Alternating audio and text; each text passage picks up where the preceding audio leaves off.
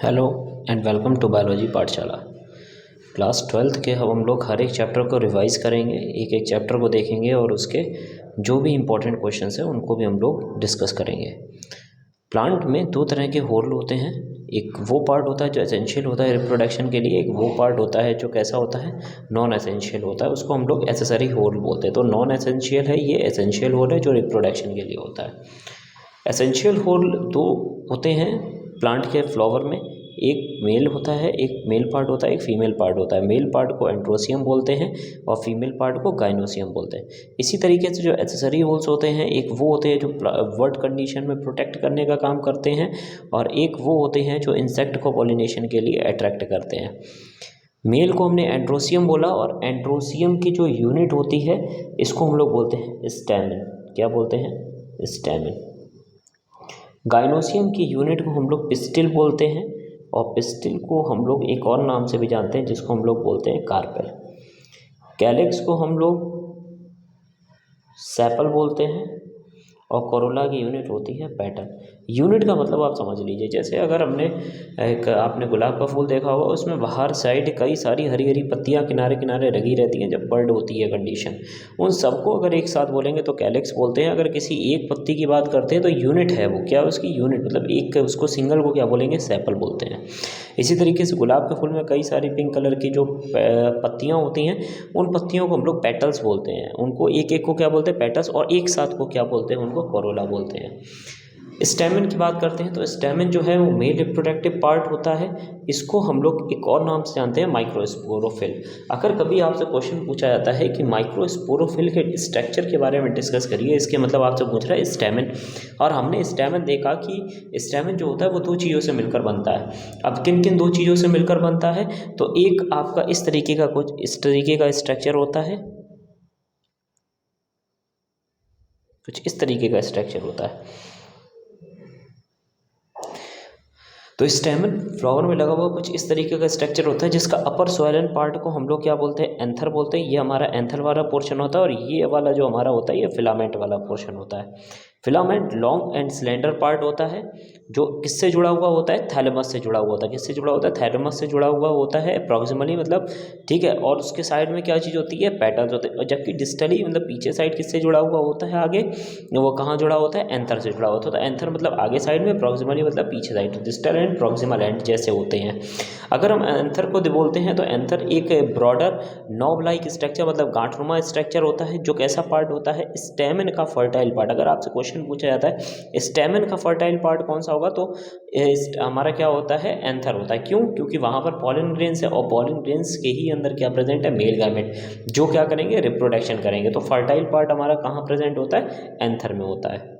अब हम लोग स्ट्रक्चर ऑफ एंथर के बारे में डिस्कस करेंगे। एंथर के कितने लोब होते हैं? दो लोब होते हैं। एक देखिए, एक हमारा ये लोब है फर्स्ट लोब और ये हमारा कैसा है? Second lobe. तो कितने लोब होते हैं? दो लोब। हमने क्या किया, एक एंथर को 20 से डिवाइड कर लिया। हमने क्या कर दिया? 20 से डिवाइड कर लिया, मतलब टीएस काट लिया उसका। हम लोग टीएस देख रहे हैं। अब हमने जैसे ही एंथर को काटा तो हमें कुछ टेट्रागोनल स्ट्रक्चर दिखाई पड़े, मतलब कि इसका जो स्ट्रक्चर वो कैसा है? टेट्रागोनल है। कैसा स्ट्रक्चर है? टेट्रा। तो एंथर का कैसा होता है? बाइलोब्ड होता है, टेट्रागोनल स्ट्रक्चर होता है। और इसमें और एंथर कैसा? अभी हम लोगों ने पढ़ा था नॉब लाइक फर्टाइल पोर्शन होता है स्टेमिन का। हमने देखा, एक काम करते हैं, हम दो लोब ना देखकर एक लोब के बारे में बात करते हैं। बीच में वेस्कुलर बंडल होता है, हमने क्या किया? एक लोब के बारे में बात कर रहे हैं, राइट लोब के बारे में बात कर रहे हैं। हमने देखा एक लोब के अंदर दो थीका पोर्शन होता है। क्या होते हैं? दो थीका होते हैं। एक हमारा ये ऊपर साइड वाला थीका और एक हमारा ये नीचे साइड वाला थीका प्रेजेंट है। तो हमने देखा एक लोब के अंदर कितने थीका? दो थीका। और दो लोब के अंदर अगर हम दोनों काउंट करें तो कितने थीका होंगे? चार थीका होंगे। इसीलिए ऐसा स्ट्रक्चर या ऐसा एंथर जिसमें चार थीका प्रेजेंट होते हैं उसको हम लोग क्या बोल देते हैं? टेट्रास्पोरेंजिएट। क्या बोलते हैं? टेट्रास्पोरेंजिएट। इस टेट्रा मतलब होता है चार, स्पोरेंजिएट मतलब जहां पर स्पोर्स का फॉर्मेशन होगा, मींस माइक्रोस्पोर का फॉर्मेशन होगा। अब बात करते हैं फिलामेंट। फिलामेंट जो पोर्शन होता है वो नीचे से एक, क्योंकि डंडीनुमा स्ट्रक्चर होता है ये डंडीनुमा, तो इसके मतलब ये कुछ ना कुछ इस डंडी के अंदर होगा। तो क्या होंगे? Vascular bundles. जो वेस्कुलर बंडल यहाँ पर ओपन होंगे और इधर इधर जो भी सप्लाई करनी होगी, वाटर की सप्लाई करनी होगी तो वाटर की सप्लाई यहाँ पर देंगे, और फूड की सप्लाई करनी होगी तो यहाँ से फूड की सप्लाई उनको मिल जाएगी। ठीक है। तो फिलामेंट कंटेनिंग वेस्कुलर बंडल्स होते हैं। अब देखिए दो तरह के थीकस आएंगे। हमने कहीं कहीं देखा है कि मोनोथीकस होती है। मोनोथीकस का मतलब है कि एक ही थीका होगा एंथर में, और ये हम लोगों को किस में देखने को मिलता है। ये ऑप्शंस आप अच्छे से याद रखिएगा। अगर मोनोथीकस आ जाए तो आप समझ लीजिएगा ये किसके किसके बारे में बात कर रहा है। वॉल्फिया हो गया, मालवेसी हो गई। ठीक है। इनके अंदर कितनी लोब होती है? 2 ही लोब होती है, और हर एक लोब में कितनी लोब होती है? 1 लोब होती है, और एक ही लोब के अंदर एक थीका होता है। ये वहाँ पर सॉरी 1 लिखा हुआ है। कितना कितना लिखा है? 1 लिखा हुआ है। ठीक। उसके बाद आर्सीथोबियम। आर्सीथोबियम एक प्लांट का नाम है। जो कैसा इस प्लांट है? मोनोस्पोरेंजिएट है, जिसके एक लोब में कितना थीका होता है? एक थीका होता है। अब हम लोग बात करते हैं एंथर या फिर माइक्रोस्पोरेंजियम। हमने देखा कि जो एंथर होता है, और हम लोग किसके बाद एंथर, स्टेमिन को माइक्रोस्पोरोफिल बोलते थे, एंथर को हमने यहाँ पर क्या नाम दिया? माइक्रोस्पोरेंजियम नाम दिया। हमने एंथर को जब माइक्रोस्पोरेंजियम नाम दिया, हमने देखा कि जब हम लोग माइक्रोस्पोरेंजियम का स्ट्रक्चर देखते हैं तो हम लोगों को कुछ इस तरीके का कुछ लेयर्स दिखाई पड़ती हैं। पहले आप माइक्रोस्पोरेंजियम का स्ट्रक्चर देखिए। अब ये जो आपको दे के रखा हुआ है, इसमें सबसे बाहर वाली जो लेयर है वो क्या है? एपिडर्मिस। उससे अंदर वाली जो लेयर है वो भी क्या है? हमारी एंडोथीसियम। हमने देखा कि एक लेयर पहले थी, एक लेयर तुरंत बाद ही हमारी क्या आ गई? एंडोथीसियम। और तुरंत ही बाद हमारी दूसरी लेयर आ गई, जिसको हमने क्या नाम दे दिया? Middle layer. और मिडिल लेयर हमने देखा कि देखो एक ऊपर वाली पूरी लेयर है, ये देखो बनती हुई चली जा रही, और एक नीचे वाली भी लेयर है भैया। उसके बाद जैसे ही हम अंदर बढ़े, कुछ स्पेशल टाइप की सेल्स हमको दिखी।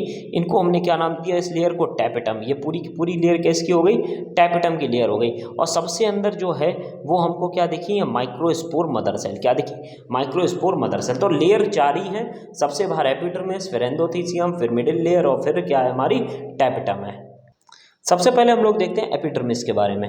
हमने देखा कि जो एपिडर्मिस होती है वो सिंगल सेल थिक होती है। हमने आपको दिखाया था कितनी सेल में? एक ही लेयर थी, केवल सिंगल सेल थिक थी। और आर्सीथोबियम जो है उसके अंदर क्या पाई जाती है? एक्सोथीसियम बनती है, जो उसके फूल जाने पर बनती है। मतलब एपिडर्मिस जब फूल जाती है तो एक लेयर बन जाती है एंडोथीसियम के बाहर, उसको हम लोग क्या बोलते थे? एक्सोथीसियम बन जाती है।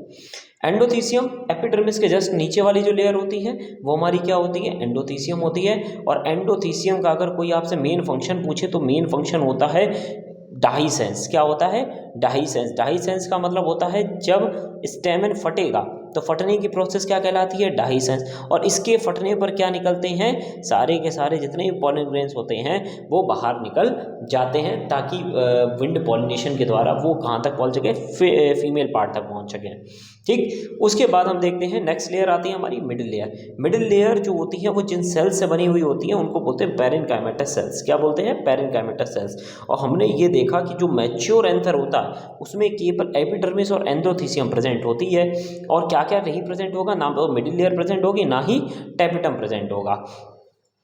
ठीक। तो आपको ये भी याद रखना है कि अगर क्वेश्चन आपसे पूछे कि यंग आपका स्टेमिन या फिर यंग एंथर और एडल्ट एंथर या मैच्योर एंथर, इन दोनों में फ़र्क क्या होता है? तो आप बताओ कि इसमें 4 लेयर होती हैं, और इसमें कितनी लेयर होती हैं? केवल और केवल 2 लेयर प्रेजेंट होती है, एपिडर्मिस और एंडोथीसियम प्रेजेंट होता है। ठीक। उसके बाद नेक्स्ट लेयर आती है हमारी कौन सी? टैपेटम आती। टैपेटम न्यूट्रिशन देती है, इसीलिए कैसी लेयर है? न्यूट्रिटिव लेयर है। कितने सेल थिक होती है? 1 लेयर थिक होती है। और इन्हीं सेल्स, अच्छा, जितनी भी ये सेल्स जो होती हैं 1 लेयर थिक, ये कैसी होती है? डिप्लॉयड होती हैं, और ये अपने आप को धीमे धीमे अपने अंदर न्यूक्लियस का डिवीजन करते हुए चली जाएंगी, और कैसी हो जाएंगी? पॉलीप्लॉइडी कंडीशन में आ जाएंगी। और जैसे ही इनके अंदर जो न्यूक्लियस डिवीजन हुआ, न्यूक्लियस डिवीजन होने के बाद में ही ये तुरंत क्या करती? बहुत ज़्यादा अपने अंदर एनर्जी रखेंगी, और ये एनर्जी किसको प्रोवाइड करेंगी? जो अंदर प्रेजेंट माइक्रोस्पोर मदर सेल्स हैं उनको प्रोवाइड करेंगी, ताकि वो किसका फॉर्मेशन कर सके? पॉलन ग्रेन्स का फॉर्मेशन कर सके। अब वो कैसे पॉलन ग्रेन्स बनाएंगे इसके बारे में हम लोग डिस्कस करते हैं। माइक्रोस्पोर मदर सेल बनने की जो प्रोसेस होती है इसको हम लोग बोलते हैं माइक्रोस्पोरोजेनेसिस। क्या बोलते हैं? माइक्रोस्पोरोजेनेसिस बोलते हैं। हमने देखा ये जो माइक्रोस्पोरोजेनेसिस है इसमें माइक्रोस्पोर का फॉर्मेशन होगा, और यही माइक्रोस्पोर आगे चल के क्या बनाएंगे? ये माइक्रोस्पोर मदर सेल्स का फॉर्मेशन होगा। यही माइक्रोस्पोर मदर सेल्स आगे चल के क्या बना देंगे? पॉलन ग्रेन्स बनाएंगे, जिनको हम लोग माइक्रोस्पोर बोलते हैं। तो हमने देखा कि ये जो चारों लेयर थी जो हमारे एंथर के अंदर प्रेजेंट थी, इनमें जो सबसे अंदर वाली थी ये एक लेयर, एक छोटी सी सेल थी इसके अंदर, वो उसका नाम था होमोजीनियस मेरिस्टेमेटिक सेल। क्या नाम था? Homogeneous meristematic cell. केवल एक सेल थी, सबसे अंदर साइड केवल एक, इस तरीके से मान लीजिए आपकी कई सारी सेल्स की लेयर है और इसके अंदर केवल एक सेल है जो फंक्शनल है, और यही फंक्शनल सेल्स को हमने क्या नाम दे दिया, होमोजीनियस मेरिस्टेमेटिक सेल। मीन्स जो काम मेरिस्टेमेटिक सेल्स का होता है वो उसी तरीके का फंक्शन आपको यहाँ पर भी देखने को मिलता है। ये होमोजीनियस मेरिस्टेमेटिक सेल्स क्या करती है, टैपेटम से फूड लेती है और टैपेटम से फूड लेने के बाद में अपने अंदर कुछ चेंजमेंट करती है और चेंजमेंट करने के बाद में किस में कन्वर्ट हो जाती है, आर्चीस्पोरियल सेल्स में कन्वर्ट हो जाती है। किस में कन्वर्ट हो जाएगी, आर्चीस्पोरियल सेल्स में। अब आर्चीस्पोरियल सेल्स के अंदर क्या होगा, दो चीज़ें बने, दो डिवीज़न होंगे। क्या बनेंगे, दो डिवीज़न होंगे, और दो डिवीज़न, एक तो प्राइमरी डिवीज़न होगा, ठीक। अब दो डिवीज़न जब भी होंगे तो कैसा डिवीज़न हुआ, पेरिक्लाइनल। अब पेरिक्लाइनल का मतलब क्या हुआ, पेरिक्लाइनल का मतलब होता है जब कभी भी डिवीज़न जो है वो इस तरीके से हो, तो ये हमारा कहलाता है पेरिक्लाइनल डिवीज़न। मींस लेयर का फॉर्मेशन, ये अपर लेयर हो गई, फर्स्ट लेयर, और ये क्या हो गई हमारी सेकंड लेयर, ठीक। अब ये फर्स्ट और सेकंड लेयर जो हमारी ये बनी है, इसके ऊपर वाली सेल्स में हम लोग बोलते हैं प्राइमरी पैराइटल सेल, और नीचे वाली सेल्स को हमने क्या नाम दे दिया, हमारे क्या नाम है, स्पोरोजीनियस सेल्स। पैराइटल सेल्स के अंदर डिवीज़न होंगे एंटीक्लाइनल और पेरिक्लाइनल, और ये जो है वो बची हुई एक चीज़ और ध्यान रखिएगा, जब होमोजीनियस मेरिस्टेमेटिक सेल्स होती है उस टाइम केवल एपिडर्मिस प्रेजेंट होती है और फूड मटेरियल प्रेजेंट होता है। ये सेल फूड मटेरियल को लेकर कन्वर्ट हुई है आर्चीस्पोरियल सेल, और इसके अंदर डिवीज़न हुआ, ये आगे चल के बची हुई तीनों लेयर बना देंगी। जबकि प्राइमरी स्पोरोजिनस सेल्स जो अंदर प्रेजेंट होती है, नीचे साइड प्रेजेंट होती है, वो उसके अंदर क्या होगा, माइटोसिस डिवीज़न होगा। कौन सा होगा, माइटोसिस या फिर mitotic division. Primary sporogenous cell किस में कन्वर्ट हो जाएगी, स्पोरोजिनस सेल्स में, और स्पोरोजिनस सेल्स जो होती हैं ये धीमे धीमे अपने अंदर चेंजमेंट करती हैं, और इन्हीं स्पोरोजिनस सेल्स को हम लोग क्या बोलते हैं, माइक्रोस्पोर मदर सेल्स। क्या बोल देते हैं, माइक्रोस्पोर मदर सेल्स बोल देते हैं। और माइक्रोस्पोर मदर सेल्स के अंदर मियोसिस डिवीज़न होगा, और मियोसिस डिवीज़न फर्स्ट और सेकंड के बाद में किस में कन्वर्ट हो जाएंगी, पॉलन ग्रेन्स में कन्वर्ट हो जाएंगी, ठीक है। अब हम लोग बात करते हैं जो माइक्रोस्पोर्स बने हैं, जो माइक्रोस्पोर्स बने हैं, एक माइक्रोस्पोर मदर सेल से वो कितने बने हैं, 4 बने हैं। अब चारों का अरेंजमेंट जो होता है वो अलग अलग होता है, क्योंकि 4 बने हैं इसीलिए इनको टेट्राड बोलते हैं, और चारों का अरेंजमेंट अलग अलग होता है। जैसे ये शेप, पहला शेप आपको टेट्राहेड्रल दिख रहा है, ठीक है, 3 सेल आगे, 1 सेल पीछे साइड है। तो क्योंकि 3D स्ट्रक्चर नहीं है, ये 2D स्ट्रक्चर है, इसमें 1 सेल पीछे साइड है, उसको आपको कंसीडर करना पड़ेगा। और वो कहाँ देखा जाता है, डाइकॉट प्लांट में। डेसिडुएट जो है इसमें भी सेम इसी तरीके से होता है, लेकिन सारे कैसे होते हैं, इनमें से सब बराबर नहीं होते, इनमें से नीचे वाला पोर्शन होता है ये बड़ा होता है। ये हम लोग को इसमें देखने को मिलता है, मैग्नोलिया में देखने को मिलता है। लीनियर मतलब चारों एक ही पेयर में अरेंज्ड होंगे, एक ही लीनियर अरेंज्ड होंगे सीरीज में, ये होलोफाइला में देखने को मिलता है। आइसोबाइलेटरल 2 ऊपर 2 नीचे मोनोकॉट में देखने को मिलता है, और एरिस्टोलोचिया में हम लोगों को देखने को मिलता है 2 ऊपर और 2 नीचे, 2 मतलब कंबाइंड होंगे और 2 नीचे। लेकिन एरिस्टोलोचिया में क्या होता है कि टी शेप्ड बनते जरूर है, लेकिन इसमें ऐसा भी होता है कि बाकी भी यहाँ पर पाए जाते हैं। अब हम लोग बात करते हैं स्ट्रक्चर ऑफ माइक्रोस्पोर या फिर पॉलन ग्रेन्स के बारे में बात करते हैं। स्ट्रक्चर ऑफ माइक्रोस्पोर, माइक्रोस्पोर का स्ट्रक्चर मीन्स यहाँ पर पॉलन ग्रेन्स के स्ट्रक्चर की बात कर रहा है, तो हम लोग पॉलन ग्रेन का स्ट्रक्चर देखेंगे।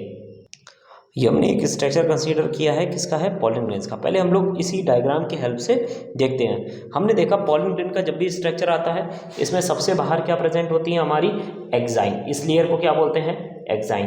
अंदर वाली जो लेयर होती है इसको क्या बोलते हैं, इंटाइन। क्या बोलते हैं, इंटाइन। बाहर वाली एक्साइन, अंदर वाली इंटाइन।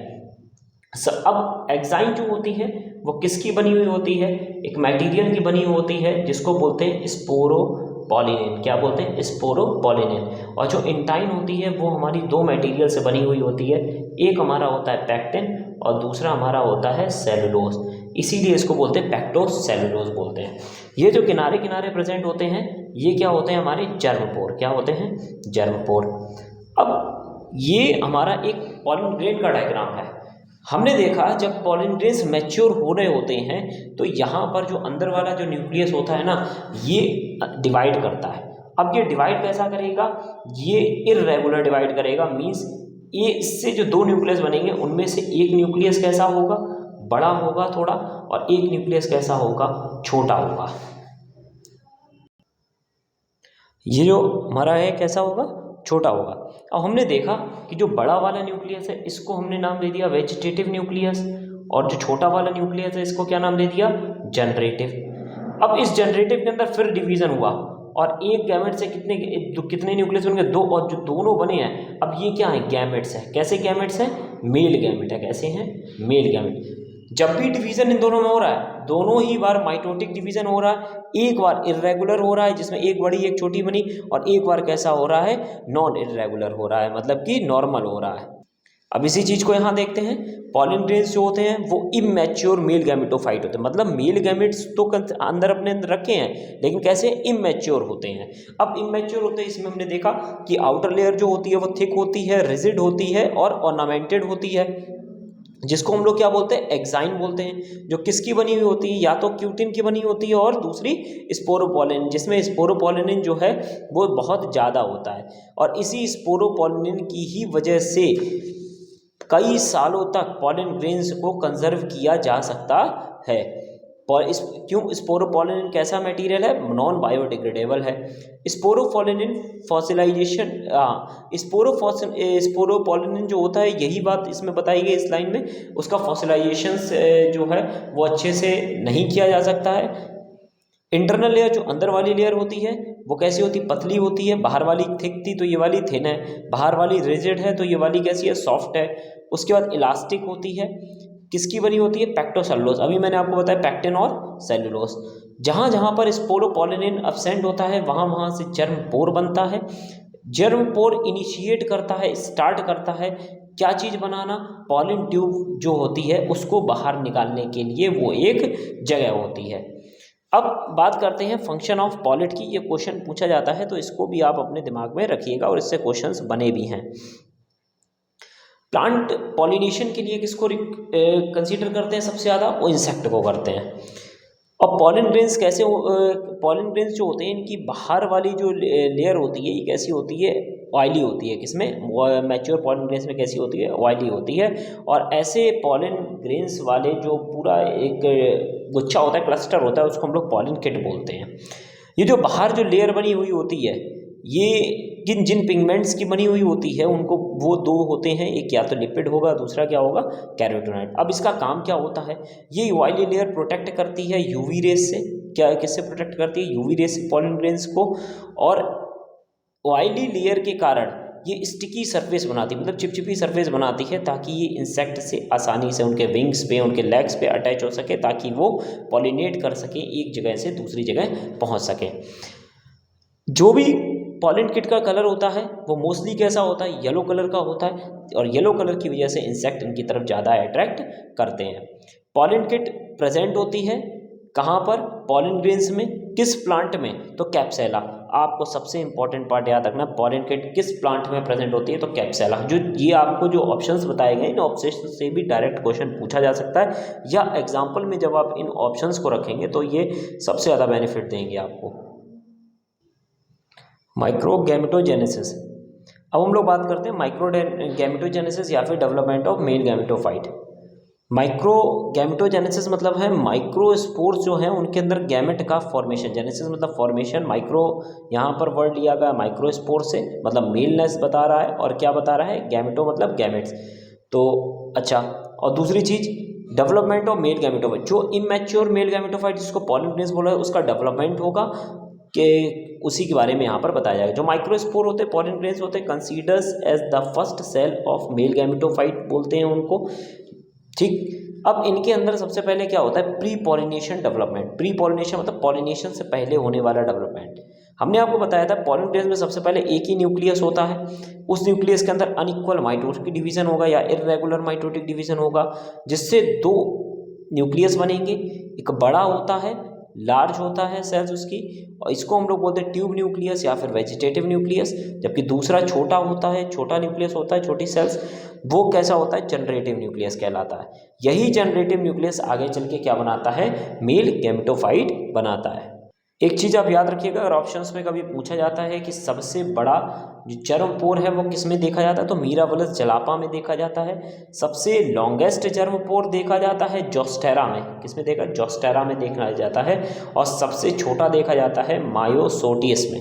किसमें देखा, मायोसोटिस में देखा जाता है। और विनका एक और प्लांट होता है जिसमें जर्म पोर जो होते हैं वो क्या कहते हैं, डंबल शेप्ड होते हैं। विनका प्लांट में डंबल शेप। तो हमने देखा मीराबला चलापा लार्जेस्ट, लॉन्गेस्ट जोस्टेरा में, स्मॉलेस्ट मायोसोटिस में, और डंबल शेप्ड किस में होता है, विनका में होता है। ये चीज़ आप पॉइंट याद रखिएगा। हमने देखा कि पॉलिन ग्रेन्स जो होते हैं वो पॉलिन ग्रेन्स 60% जो हैं वो पॉलिन ग्रेन्स में दो ही सेल होती है, मतलब एक हमारा जनरेटिव सेल्स और एक वेजिटेटिव सेल्स होती है।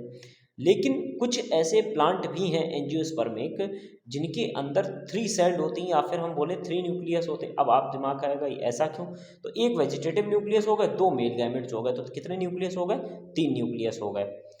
नेक्स्ट बात आती है post pollination development. Means pollination का डेवलपमेंट, पॉलिन ग्रेन्स डेवलपमेंट किस तरीके से करते हैं, या फिर हम ये बोल दें कि पॉलिन पिस्टन इंटरेक्शन को भी हम लोग इस यहीं पर थोड़ा सा पढ़ते हैं। सबसे पहले जो पॉलिन ग्रेन्स होते हैं ये पॉलिनेशन के बाद कहाँ पहुँच जाते हैं, स्टिग्मा पर पहुँच जाते हैं। पॉलिनेशन मतलब ट्रांसफ़र ऑफ पॉलिन, जैसे ये डायग्राम में आपका बना हुआ है, ये पॉलिन ग्रेन्स यहाँ पर स्टिग्मा वाले पोर्शन पर पहुँच गए, और स्टिग्मा वाले पोर्शन पर ये स्टिग्मा के द्वारा रिलीज शुगर कंटेंट को एब्जॉर्व करते हैं। क्या करते हैं, शुगर कंटेंट को एब्जॉर्व करते हैं। ये शुगर कंटेंट केवल वही पॉलिन ग्रेन्स एब्जॉर्व कर पाएगा जो सेम उसी प्लांट की स्पीसीज का होगा, या फिर उसके अंदर ये क्षमता होगी कि वो पॉलिन ट्यूब का फॉर्मेशन कर सके। तो आपको यहाँ पर याद रखना है, यहाँ पर 2 चीज़ें होती हैं, एक तो सेम स्पीसीज का होना चाहिए, और दूसरी चीज़ उसके अंदर कॉम्पैक्टिबिलिटी होनी चाहिए। क्या होनी चाहिए, कॉम्पैक्टिबिलिटी होनी चाहिए। ठीक, अगर इनकॉम्पैटिबल होगा, सेम स्पीसीज का हो और इनकॉम्पैटिबिलिटी हो, तो भी यहाँ पर पॉलिन ट्यूब का फॉर्मेशन नहीं हो पाएगा। ठीक, अब जैसे ही उसने देखा ये हमारी स्पीसीज का है और कॉम्पैक्टिबिलिटी इसके अंदर है, तो ये क्या कर देगा, पॉलिन ट्यूब को क्या कर देगा, फॉर्मेशन कर देगा। अब पॉलिन ट्यूब जब बनी है यहाँ से, वो 2 चीज़ों को लेकर आएगी, एक तो वेजिटेटिव न्यूक्लियस होगा और 2 मेल गैमेट्स होंगे। जब किस कंडीशन में है सेल, 3 सेल्ड स्टेज में है। और अगर पॉलिन ग्रेन्स 2 सेल्ड स्टेज में है तो यहाँ पर जर्मिनेशन हो जाएगा तीनों ही सेल का। मतलब वेजिटेटिव न्यूक्लियस तो पहले से ही है, जो जनरेटिव न्यूक्लियस था वो डिवाइड करके 2 सेल्ड बना देगा, लेकिन जब अंदर जाएंगे तो पॉलिन ट्यूब के अंदर ही अंदर डिवीजन होते होते जब तो ओव्यूल तक पहुँचेंगे तब तक दोनों मेल गैमेट्स और वो बन चुके होंगे। ठीक है, अगर हम बात करें सबसे लंबा पॉलिन ट्यूब जो है वो जियामेज का होता है, जो जिसको हम लोग मक्खिया बोलते हैं, मक्के का प्लांट। सबसे पहले जो पॉलिन ट्यूब ऑब्जर्व किया था वो GBMC ने किया था, प्रोटीलेसिया एक प्लांट है उसमें किया था। 3 सेल्ड स्टेज जो होता है वो मैच्योर मेल गैमेटोफाइट होता है। कौन सा होता है, मैच्योर मेल गैमेटोफाइट।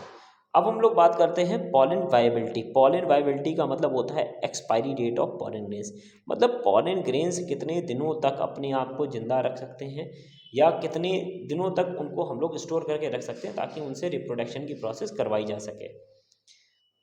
अब बात करते हैं इसमें मतलब क्या होता है। इट इज़ अ पीरियड, ये एक समय होता है विच पॉलिन ग्रेन्स रिटेन्स, अपनी क्या क्षमता रख सकते हैं, एबिलिटी टू जर्मिनेट, मतलब जर्मिनेशन की या पॉलिन ट्यूब बनाने की क्षमता को रख सकते हैं। अब हम देखते हैं सबका टाइम पीरियड अलग अलग प्लांट में अलग अलग होता है। जैसे राइस और व्हीट में हमने देखा कितने मिनट है, 30 मिनट्स है। रोजेसी, लेगुमिनेसी और सोलिनेसी, इनमें कई कई दिनों तक या कई मतलब 2-3 दिन या फिर इससे ज़्यादा भी होता है। अगर किसी भी पॉलिन ग्रेन्स जो जिसका टाइम पीरियड कम है लेकिन हम उसको बहुत ज़्यादा दिनों तक रखना चाहते हैं, तो हम लोग उसको लिक्विड नाइट्रोजन में रखते हैं। कितने डिग्री सेल्सियस पर, -196 डिग्री सेल्सियस पर रखते हैं। और जिस जगह पर पॉलिन ग्रेन्स रखे जाते हैं उसको हम लोग पॉलिन बैंक्स बोलते हैं। अब हम लोग बात करते हैं पॉलिन एलर्जी, जिससे क्वेश्चंस बनते हैं। पॉलिन एलर्जी का मतलब क्या होता है, पॉलिन एलर्जी का क्या मतलब हुआ, पॉलिन ग्रेन्स की वजह से बॉडी के अंदर, ह्यूमन बॉडी के अंदर जो एलर्जीज कॉज्ड होती हैं उसी को हमने यहाँ पे नाम दे दिया पॉलिन एलर्जी। पॉलिन ग्रेन्स जो होते हैं वो हवा में उड़ते हैं, जो कहाँ पहुँच जाते हैं, हमारे रेस्पिरेटरी ट्रैक्ट में पहुँच जाते हैं। जब ये रेस्पिरेटरी ट्रैक्ट में पहुँचते हैं तो ये रेस्पिरेटरी डिसऑर्डर्स करते हैं। कौन कौन से, अस्थमा हो गया, राइनिटिस हो गया, ब्रोंकियाइटिस हो गया। ब्रोंकियल एलर्जी अगर हम देखें, ब्रोंकियल एलर्जी जो होती है, मतलब ब्रोंकियाइटिस जो होती है, मोस्टली हे फीवर इस बीमारी को बोलते हैं। और ये किस प्लांट के पॉलन ग्रेन से होती है? तो एम्ब्रोसिया से होती है। किससे होती है? एम्ब्रोसिया से। मेजर कंट्रीब्यूशन अगर हम देखें, सबसे ज़्यादा पॉलन एनर्जी अगर किसी प्लांट से होती है तो वो कैरेट ग्रास के पॉलन ग्रेन से होती है, और कैरेट ग्रास का बायोलॉजिकल नेम है पार्थिनियम। इसके अलावा भी कुछ और प्लांट्स होते हैं जो पॉलन एनर्जी कॉज करते हैं। ये आप पॉलन एनर्जी यहाँ पर जो आप याद रख रहे हैं, ये आप आगे human health and disease chapter में भी इसको याद रखना है। जीनोपोडियम, एमरैंथस, सॉर्गम, ये सभी एग्जाम्पल है पॉलन एनर्जीज के। उसके बाद बात करते हैं पॉलन प्रोडक्ट। पॉलन प्रोडक्ट क्या होते हैं?